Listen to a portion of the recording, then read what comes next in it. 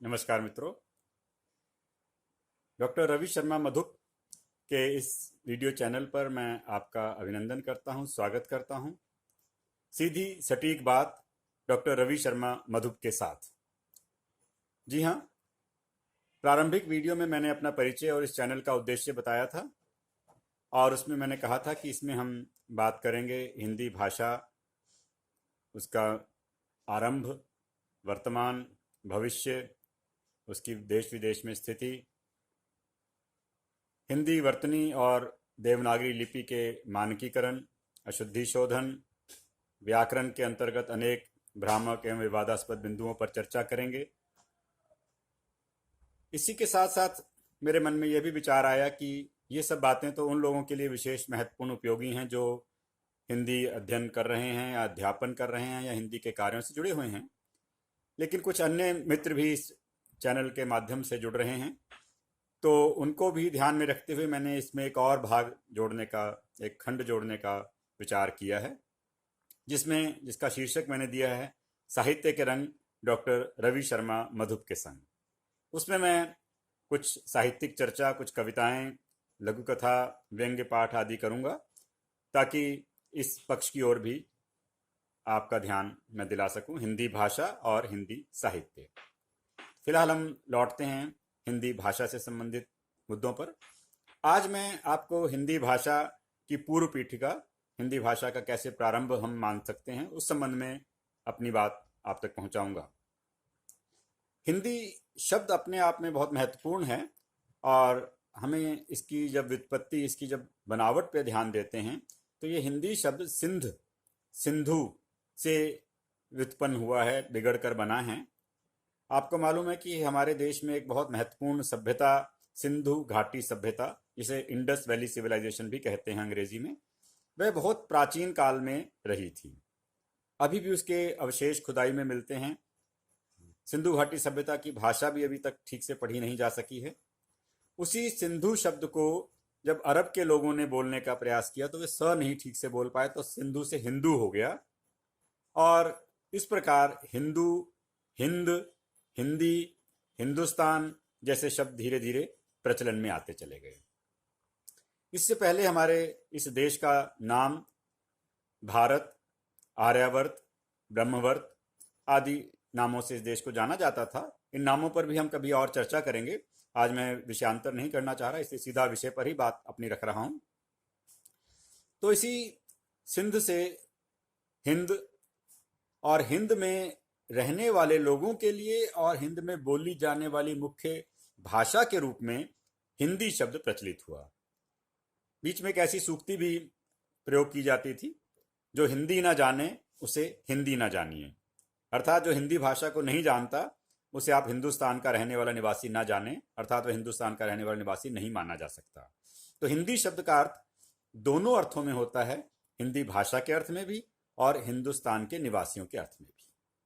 फिलहाल हम अपनी बात को हिंदी भाषा के संदर्भ में सीमित करेंगे। तो जैसा कि हम जानते हैं कि इस देश में हजारों साल पहले से जो भाषा प्रचलित रही है वह ऐसी महत्वपूर्ण भाषा है जो विश्व की अनेक भाषाओं की जननी मानी जाती है। उस भाषा का नाम है संस्कृत।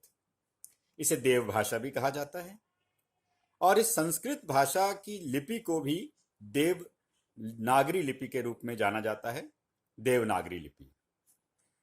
उसी संस्कृत से ही हिंदी और अन्य अनेक भारतीय भाषाओं का जन्म हुआ। इसकी एक लंबी विकास परंपरा है। मैं संक्षेप में उसके बारे में बताऊंगा। जैसा कि हम जानते हैं कि संस्कृत में हमारे आदि ग्रंथ वेदों की रचना हुई। वेदों की रचना किसी एक दिन में या एक साल में या 2-3 साल में नहीं हो गई। वेद वास्तव में हमारी उस श्रुति परंपरा का एक हिस्सा है जो हजारों सालों की निरंतर अध्ययन, चिंतन, मनन से विकसित हुए। तो वेद जो हैं, 4 वेद, उसके बाद 18 पुराण, 108 उपनिषद और अन्य अनेक संस्कृत में महत्वपूर्ण ग्रंथ। तो जिस संस्कृत में जिस समय ये वेद रचे गए उस संस्कृत का नाम हुआ वैदिक संस्कृत। यदि हम इसके काल के बारे में विचार करें तो आज के जो वैज्ञानिक हैं जो इसका काल निर्धारण करते हैं, जिसको आज स्वीकार कर रहे हैं हम। हालांकि हम ये मानते हैं कि ये परंपरा हजारों सालों से चली आ रही है, क्योंकि हमारे यहाँ अनेक संवत हैं जो ये बताते हैं कि काल गणना बहुत प्राचीन है और काल गणना तभी हुई होगी जब इतना विकास हो चुका होगा।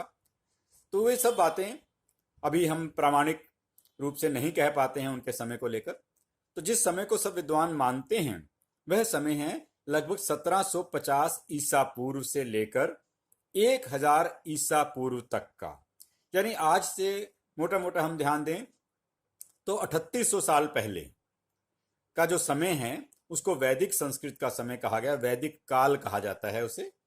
उस दौरान जो संस्कृत प्रयोग होती थी उसे वैदिक संस्कृत कहते थे, और वह संस्कृत उस समय पूरे देश में प्रचलित थी, प्रयुक्त होती थी। चाहे वे विद्वान लोग हों चाहे सामान्य जन हो, सभी संस्कृत का प्रयोग करते थे। धीरे धीरे मुख सुख की प्रवृत्ति के कारण और दो प्रकार की स्थितियां समाज में हो जाती हैं, कुछ विद्वान पढ़े लिखे साक्षर लोग और कुछ लोग जो अन्य कार्यों में रहते हैं, वे उतना अध्ययन नहीं कर पाते हैं।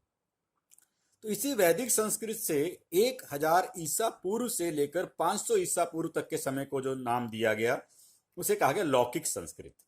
लौकिक अर्थात लोक में प्रचलित, अर्थात दो प्रकार की संस्कृत हो गई। एक विद्वानों द्वारा वेद आदि की पुराण आदि की रचना में प्रयुक्त संस्कृत, और दूसरी सामान्य जन के द्वारा बोलचाल में प्रयोग की जाने वाली संस्कृत। ये विकास क्रम लगातार चलता रहा। मनुष्य का सहज स्वभाव है सरलीकरण, मुख सुख। उसी मुख सुख और उसी सरलीकरण की प्रवृत्ति के कारण ही ये लौकिक संस्कृत और सरल होती चली गई। और 500 ईसा पूर्व से लेकर 500 ईस्वी तक के समय को, लगभग 1000 साल के समय को, हिंदी भाषा की जब हम विकास परंपरा को देखते हैं तो इसे पाली और प्राकृत भाषाओं के काल के रूप में जाना जाता है। पाली और प्राकृत कोई अलग नई भाषाएं नहीं थी, ये भाषाएं भी लौकिक संस्कृत का ही सरल रूप थी। और उस समय दो बहुत महत्वपूर्ण व्यक्तित्व हमारे देश में उत्पन्न हुए, जिन्हें हम भगवान के रूप में भी पूजते हैं, जिनको आप भगवान या महात्मा बुद्ध एवं भगवान महावीर के रूप में जानते हैं। और उनके द्वारा दिए गए विचारों को बौद्ध धर्म और जैन धर्म के रूप में भी बाद में मान्यता प्राप्त हुई।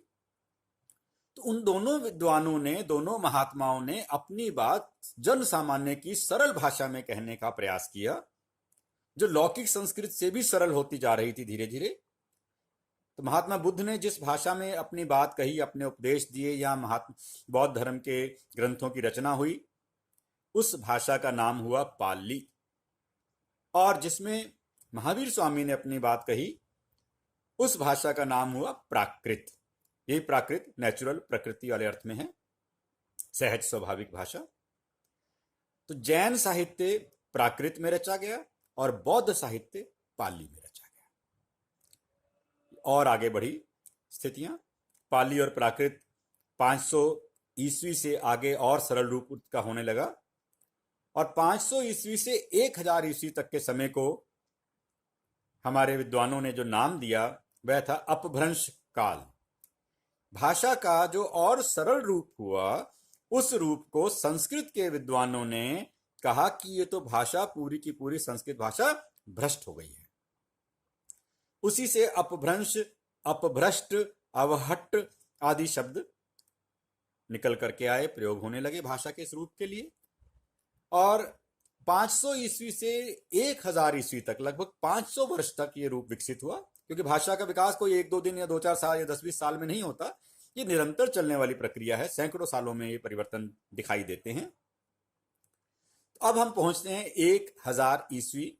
इसको बहुत ही महत्वपूर्ण हम विभाजक रेखा के रूप में मानते हैं 1000 ईस्वी को, क्योंकि आप देख रहे हैं कि 1000 साल का एक बड़ा समय ईसा के बाद से बीत चुका था।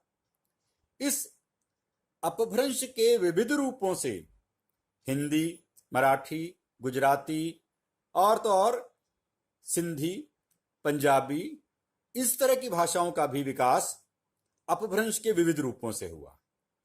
और इन्हीं रूपों से हिंदी की अनेक उपभाषा बोलियां भी विकसित हुई। इन्हीं में एक रूप था शौरसेनी अपभ्रंश। ध्यान दीजिए, शौरसेनी अपभ्रंश से खड़ी बोली हिंदी का विकास 1000 ईस्वी के आसपास अधिकतर विद्वान स्वीकार करते हैं। हालांकि इसको लेकर मतभेद हमेशा होते हैं, काल निर्धारण को लेकर कोई भी निर्णय अंतिम नहीं होता है, लेकिन हम यहाँ उन विद्वानों की बात करेंगे जो अधिकतर इसको स्वीकार करते हैं। 1000 ईस्वी के आसपास अपभ्रंश के विविध रूपों से हिंदी, मराठी, गुजराती, पंजाबी, उड़िया और तो और बंगाली, असमिया, इस तरह की सारी भाषाएं जो उत्तर मध्य भारत में, उत्तर पूर्व भारत में बोली जा रही हैं इस वक्त, उनका विकास अपभ्रंश से माना जाता है। इन सबको आर्य परिवार की भाषाएं कहा जाता है। भारोपीय परिवार भी, भारत यूरोपीय भाषा परिवार भी एक नाम है, उसके अंतर्गत भारतीय आर्य भाषा परिवार की ये भाषाएं हैं। और भारत में एक दूसरा महत्वपूर्ण परिवार है द्रविड़ भाषा परिवार, जिसमें दक्षिण की 4 भाषाएं आती हैं। इस संबंध में और चर्चा हम अगली वीडियो में करेंगे। आज के लिए बस इतना ही। धन्यवाद।